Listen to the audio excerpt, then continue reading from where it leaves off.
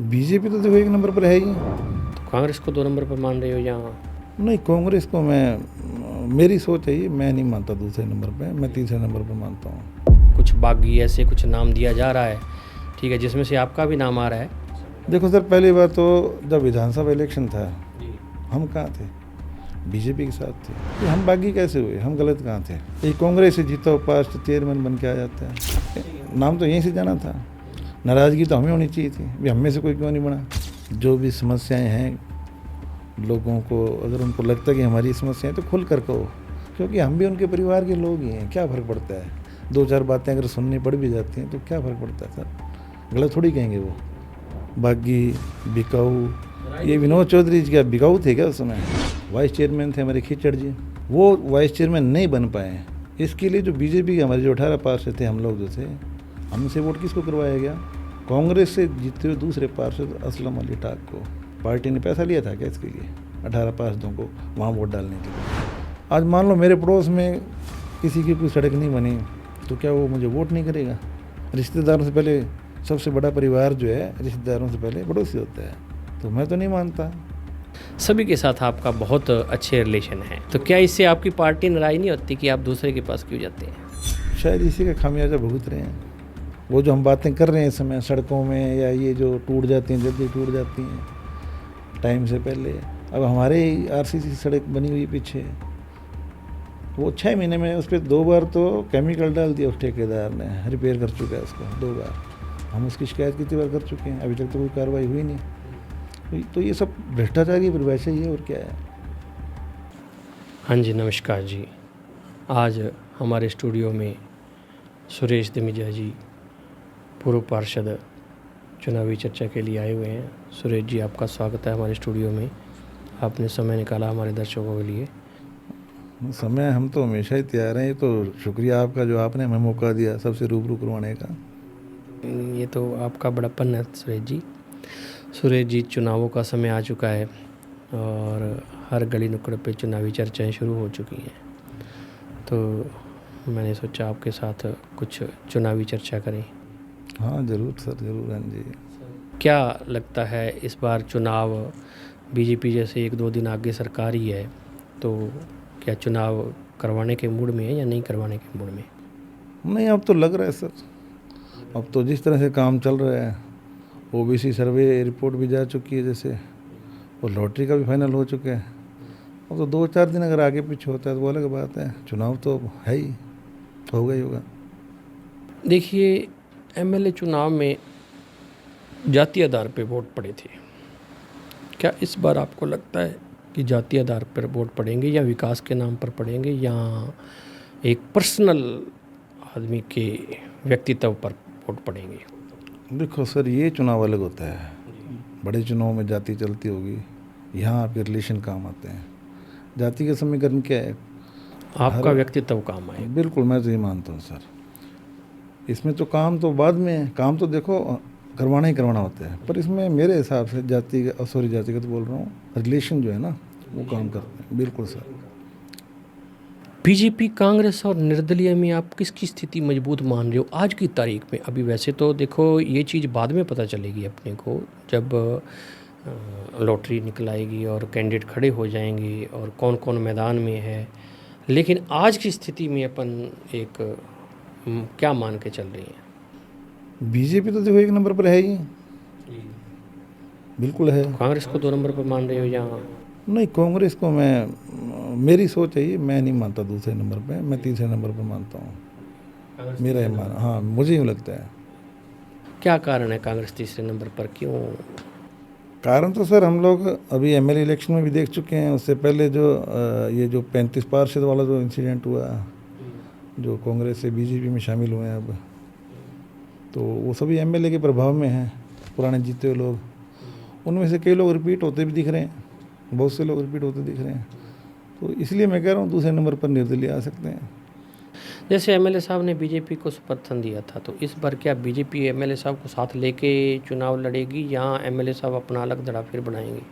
देखो सर, इस बारे में तो अपन ज़्यादा नहीं जानते। ठीक है, कोशिश तो उनकी है ही, भाई पार्टी को उन्होंने समर्थन दिया है, बीजेपी पार्टी को समर्थन दिया उन्होंने, सरकार को। तो टिकट तो वो मांगेंगे अपने खेमे के लिए, जो भी उनका अलग गुट है उसके लिए। ये सुनने में आया है कि बीजेपी कांग्रेस को उम्मीदवार ढूंढने पड़ रहे हैं और एमएलए साहब के पास काफ़ी अच्छे जिताऊ कैंडिडेट पहले से ऑलरेडी हैं, ये कहाँ तक ये सच है? एमएलए साहब को ये फ़ायदा तो मिलेगा, जो टीम उनके पास थी 50 मेंबर्स की मान लो जो, और उनमें से हम जो मानते हैं कि 15-20 चेहरे तो देखो आराम से दिखाई दे रहे हैं। अच्छा, पुरानी टीम में से 15-20 चेहरे आप मान के चलते हो? भी दिख रहे हैं, उनमें क्या होगा आगे जा कर के वो मैं नहीं जानता, पर दिखाई दे रहे हैं। और वो सारे चेहरे या तो कांग्रेस से थे या बीजेपी से थे, तो ये नुकसान तो दोनों पार्टियों को है ही, लेकिन फिर भी बीजेपी एक नंबर पर रहेगी, मेरा ये मानना है। क्या बीजेपी जो पूर्व में जो एमएलए साहब के साथ गए थे बीजेपी के पार्षद, तो उनको टिकट देगी या नहीं? गए कहाँ थे, कहाँ गए थे? थोड़ा सा खुल के बताओ, मैं समझ नहीं पा रहा अभी कहाँ गए। नहीं, जैसे अमित जी का कहना है कि कुछ रूठे हुए, कुछ हमें छोड़ के चले गए, कुछ बागी, ऐसे कुछ नाम दिया जा रहा है, ठीक है, जिसमें से आपका भी नाम आ रहा है। ठीक है, तो उस पर आप बताइए भी ये क्या देखो सर, पहली बात तो जब विधानसभा इलेक्शन था जी, हम कहाँ थे? बीजेपी के साथ थे, बीजेपी के साथ ठीक है सभी जानते हैं, जी, कांग्रेस भी जानती है, यहाँ तक कि विधायक निर्दलीय जो विधायक साहब हैं गणेश बंसल जी वो भी जानते हैं, अमित शाह खुद जानते हैं। अब ये तो जब वो चेयरमैन का जो वो उस समय इंसिडेंट हुआ, मनोनीत करना था, लास्ट साल रहता था, तो वो मैं आज से 1.5-2 साल पहले भी बोल चुका हूँ मैं इस बारे में। गोपाल झा साहब ने मुझे इंटरव्यू किया था, तब भी मैंने बोला था कि हम बागी कैसे हुए, हम गलत कहाँ थे? एक कांग्रेस से जीता हुआ पार्षद चेयरमैन बन के आ जाता है। आपके मन में यही टीस है कि हम बीजेपी के हम- पार्षद थे तो हमारे में से हाँ, किसी को हम बनना 18 चाहिए लोग था, थे, हम में से किसी तो एक को ये बनना फेलियर चाहिए किसका था। रहा? लोकल बीजेपी बिल्कुल। नेताओं का रहा या ऊपर रहा? लोकल का मानूंगा सर, मैं तो यहीं से मानूंगा ना, ऊपर का कैसे कह सकते हो आप? सरकार ने तो ठीक है मनोनीत किया उनको, लेकिन यहाँ तो आप थे, टीम आपकी थी, वहाँ जयपुर से नाम तो यहीं से जाना था। नाराज़गी तो हमें होनी चाहिए थी, भी हम में से कोई क्यों नहीं बना, हम तो नाराज़ नहीं हुए। हाँ ठीक है, अब वो पहले बोल गए तो हम बागी हो गए। यही अगर हम 18 लोग मिल करके वहाँ जाते, अगर उनसे शिकायत करते सर हम में से कोई क्यों नहीं बना, तो फिर कौन सही होता, कौन गलत होता? आज हम कई बार सुनते हैं, चर्चा होती है, कई ग्रुपों में भी मैं देखता आ रहा हूँ, बागी, बिकाऊ।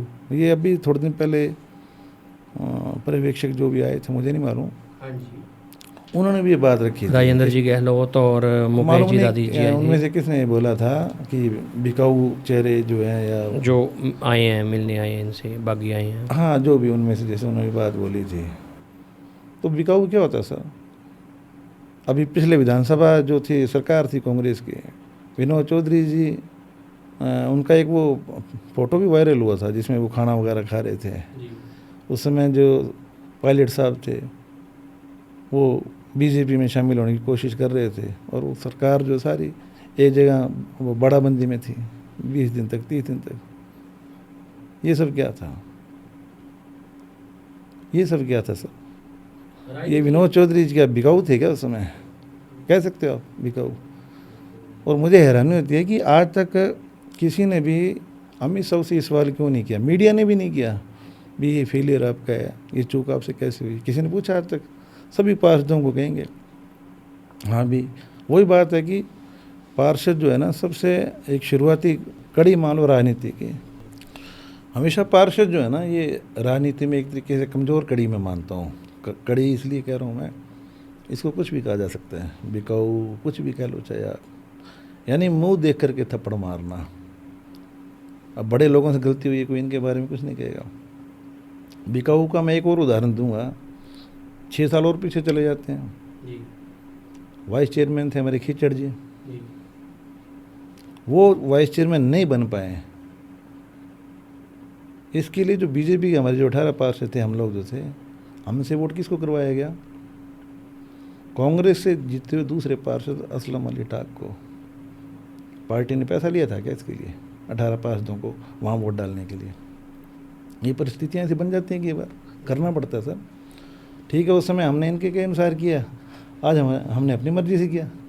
तो बात तो वही है ना, भी अपनी मर्जी की, वहाँ आप गलत हो। सर इसको अपनी मर्जी नहीं कह सकते, वो ठीक है मैं बोल गया, अपनी मर्जी का मतलब सरकार ने उनको भेजा है ना, मनोनीत तो सरकार ने किया है, हमने थोड़ी किया है। मैं तो बार बार कह रहा हूँ ना कि फेलियर तो इनका है ना, ये चूक इनसे हुई है, आप अपना नहीं बना पाए।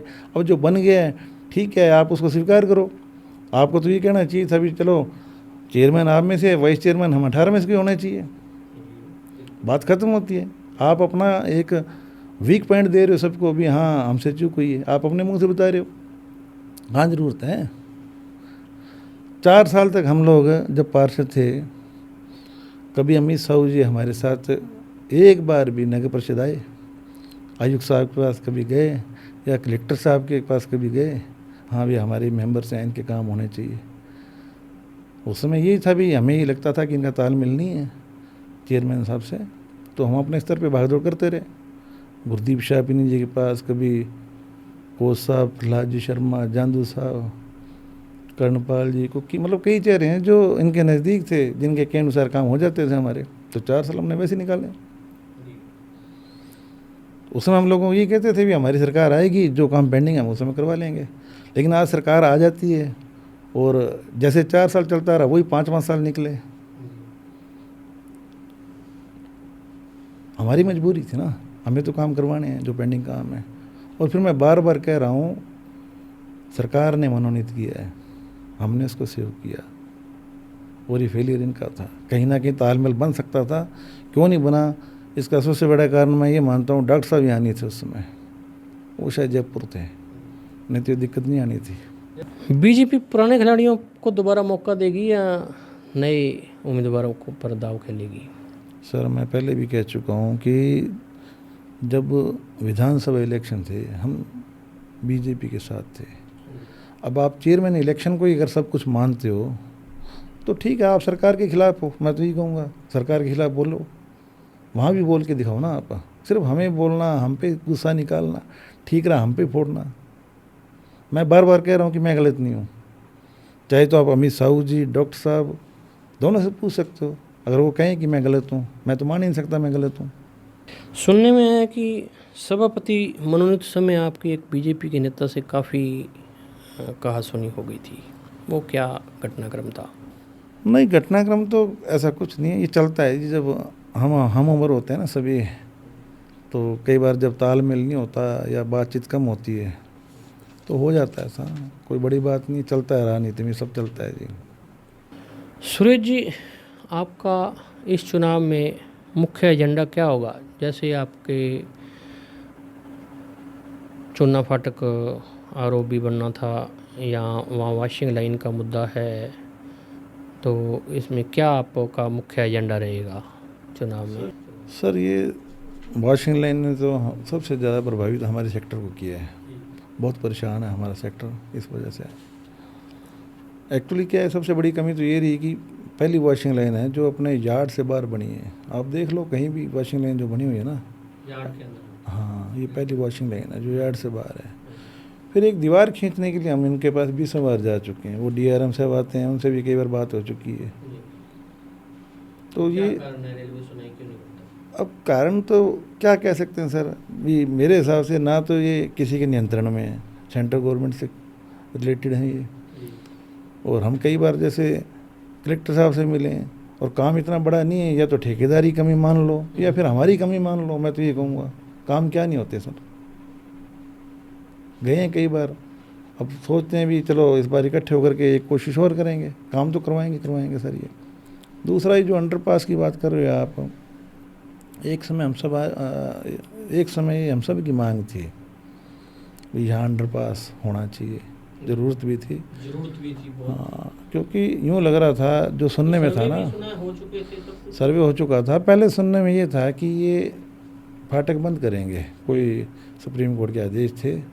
तब हमें लगा अगर ये फाटक बंद होता है तो हमारी तो कनेक्टिविटी ख़त्म होती है बाज़ार से, टाउन हॉस्पिटल जाना है या कहीं भी जाना है, तो हमारे सेक्टर का आने जाने का रास्ता क्या रहेगा, उस समय ये था। लेकिन बाद में जब अंडरपास मंजूर हुआ,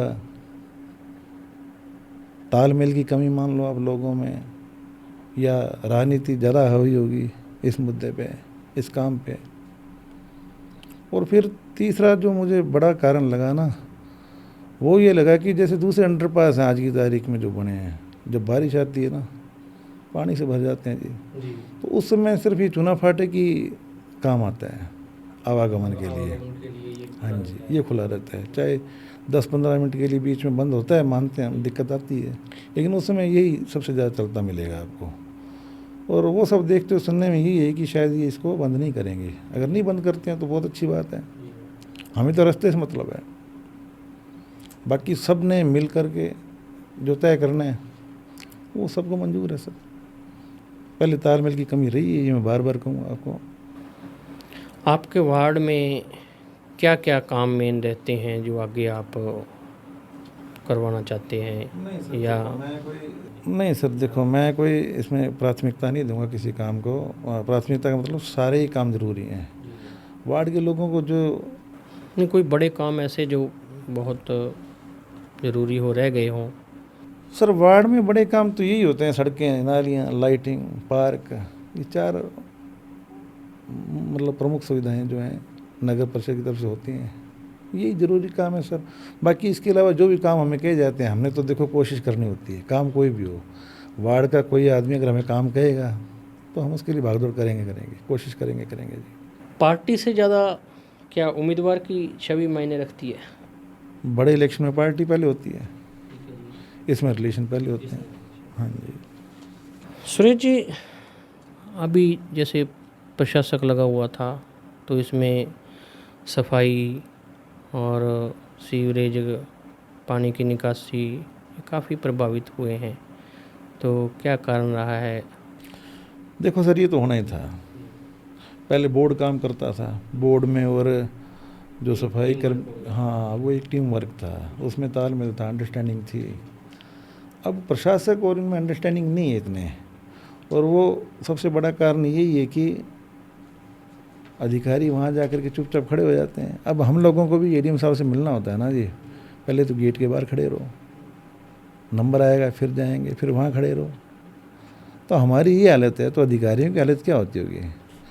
तो वो तो मेरा जो मानना है ना, उसमें सबसे बड़ा कारण तालमेल की कमी है। जैसे हर बारिश में पानी की निकासी का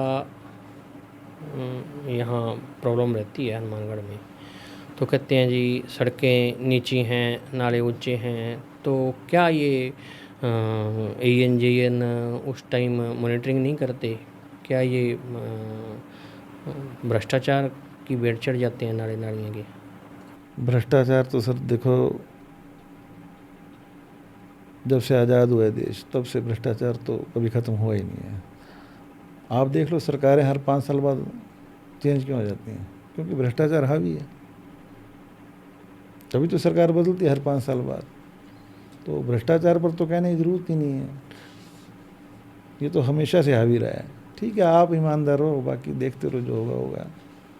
जैसे पिछले बोर्ड में लोगों का कहना है कि ज़्यादातर पार्षद ठेकेदारी कर रहे हैं, ठेकेदार बन गए, तो क्या ये सही था?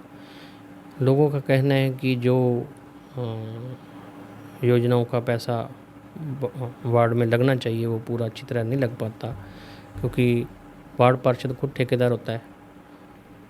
देखो, मैंने तो कभी ठेकेदारी की नहीं, सही बताऊँ मैं, आप चाहे किसी से भी पूछ सकते हो, मैं इससे दूर रहा हूँ। बाकी काम किसने तो सर करना ही होता है।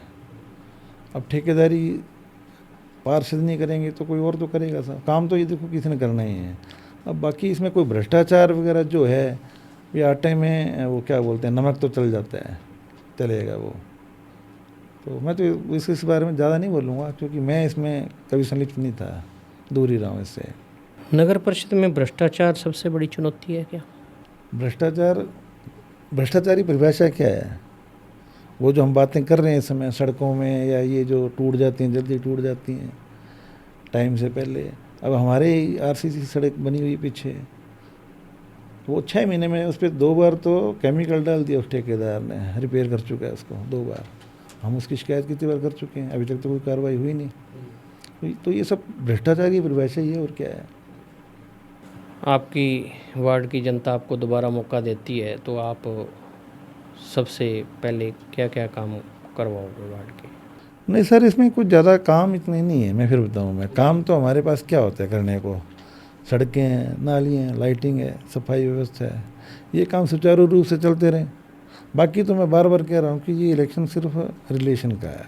आपके संबंध कैसे हैं लोगों से। आज मान लो मेरे पड़ोस में किसी की कोई सड़क नहीं बनी, तो क्या वो मुझे वोट नहीं करेगा? मेरा पड़ोसी है, पड़ोसी परिवार से पहले होता है, रिश्तेदारों से पहले पड़ोसी होता है। सॉरी, सबसे बड़ा परिवार जो है रिश्तेदारों से पहले पड़ोसी होता है। तो मैं तो नहीं मानता, मतलब रिलेशन पहले गिनता हूँ मैं तो हंसता हूँ कई बार, हमारे कोई दोस्तों को फ़ोन आते हैं, अरे सुरेश ये जैसे कुत्ता मरा पड़ा है, तो मैं तो उसको मजाक में लेता हूँ, मैं तूने मेरे वोट इसलिए डाला है क्या अभी मैं ये काम करूँ अब तेरे लिए, मतलब मजाक है ये। तो मेरा मतलब ये है कि रिलेशन है। हाँ जी, ये हंसी मजाक चलता रहता है, काम वो करना ही है, ऐसा नहीं काम नहीं करना, लेकिन रिलेशन पहले। इसमें जो भी समस्याएं हैं लोगों को, अगर उनको लगता है कि हमारी समस्याएं, तो खुल कर कहो, क्योंकि हम भी उनके परिवार के लोग ही हैं। क्या फ़र्क पड़ता है, दो चार बातें अगर सुननी पड़ भी जाती हैं तो क्या फ़र्क पड़ता है सर, गलत थोड़ी कहेंगे वो। जो काम नहीं हुए उनके बारे में बोलेंगे। अब मैं यही कहता हूँ कि मेरे रिलेशन अच्छे हैं, काम तो करने पड़ेंगे ना इसमें। रिलेशन पहले ज़रूर है, लेकिन काम तो काम ही है ना सर। तो बस यही है कि वोट दो, और जो भी हमसे आपको अपेक्षाएं हैं या जो शिकायतें हैं वो भी खुल के बताओ। सुरेश जी, आपके बारे में कहना है कि आप किसी से नाराज़ नहीं हैं, सभी के पास आते जाते हैं, कांग्रेस के पास भी, बीजेपी के पास भी, विधायक साहब के पास भी, और कोई तीसरी अन्य पार्टी हैं उनके पास भी। तो क्या ऐसा आपके साथ रिलेशनशिप है सबके, आप सभी के पास आते जाते हैं और सभी से काम करवाते हैं, सभी से काम लेते हैं, सभी के साथ आपका बहुत अच्छे रिलेशन है, तो क्या इससे आपकी पार्टी नाराज़ नहीं होती कि आप दूसरे के पास क्यों जाते हैं? शायद इसी का खामियाजा भुगत रहे हैं। रिलेशन रखना बुरी बात है क्या? नहीं, ये तो नहीं है, रखने चाहिए। अगर मैं किसी के पास जा रहा हूँ, लोगों के काम से जा रहा हूँ, मेरा पर्सनल काम तो मैं आज तक किसी के पास गया ही नहीं, कोई भी कह दे। चाहे आप विनोद चौधरी जी से पूछ लो, गणेश बंसल जी से पूछ लो, हमारे अमित जी साहब से पूछो, डॉक्टर साहब से पूछ लो, आज तक मैंने पर्सनल काम कोई करवाया है क्या मेरा? अब लोगों के काम के लिए मैं चला जाता हूँ, ठीक है, कुछ लोग छुप के जाते होंगे, मेरी ये आदत नहीं है, मैं बोल के भी जाता हूँ। और पहले अमित साहब जी को पता था मैं गणेश जी के पास काम करवाने के लिए कहाँ कहाँ जा रहा हूँ, मालूम है उनको। अब उनकी नहीं बनती है, मुझे तो जाना ही है ना कामों के लिए, कार्यों के लिए। हाँ, तो कोई इसमें ठीक है, मुझे कई बार मैं वो रिपीट करूँगा, ग्रुपों में भी लिखा जाता है, बोला जाता है कि ये उधर भी जाता है, इधर भी जाता है, तो क्या फ़र्क पड़ता है सर? इसी काम के लिए जाना गलत बात है क्या, गुनाह है क्या? हाँ, और रिलेशन तो सबसे अच्छा। तो आप रिलेशन मेंटेन रख रहे हो सभी से? अब गट्स हैं क्या मुझे नहीं पता, लेकिन मैंने कभी छुपाया नहीं है। मैं सही बताऊँ आपको, खुल के जाता हूँ मैं, उधर जा रहा हूँ, इधर जा रहा हूँ, लोगों के काम के लिए जाता हूँ। हाँ, ये है कि अब जैसे कांग्रेस है, कांग्रेस में नहीं जा रहा मैं, वहाँ थोड़ी जाऊँगा। मेरी पार्टी यहाँ जो निर्दलीय विधायक है, वहाँ विधायक साहब 10 साल तक हमारे पार्षद भी रहे हैं ना, 10 साल तक पार्षद भी रहे हैं, तो उनसे बोलचाल तो अच्छी है ही, खुले हुए उनसे बोल लेते हैं। विधायक होने के नाते भी जाते हैं। अब बाकी मैं बार बार कह रहा हूँ कि आप इनसे किसी से भी पूछ लो, मैंने आज तक मेरा कोई काम करवाया है निजी काम, मतलब ही नहीं सर। और वैसे भी मुझे, मेरे पास कौन से कोई बड़े काम है, ना तो मैं कोई बिल्डर हूँ जो मुझे कोई ठेका चाहिए, ना मैं कोई ज़मींदार हूँ जो मेरा कोई पानी की कोई समस्या हो, ना मैं कोई कर्मचारी हूँ जो मेरे ट्रांसफ़र का कोई इश्यू हो। मैं तो अपनी मस्ती में घूमता रहता हूँ, उधर चला गया, इधर चला गया। हालांकि मैं तो ये मानता हूँ किसी को बुरा नहीं लगना चाहिए, पर राजनीति में सब कुछ जायज़ है जी, लोग बुरा मानते हैं, माने, मुझे कोई फ़र्क नहीं पड़ता। चलो जी, बहुत बहुत धन्यवाद सुरेश जी, आप हमारे चैनल में आए, समय निकाला। नहीं सर, आपने हमें बुलाया, आपका धन्यवाद।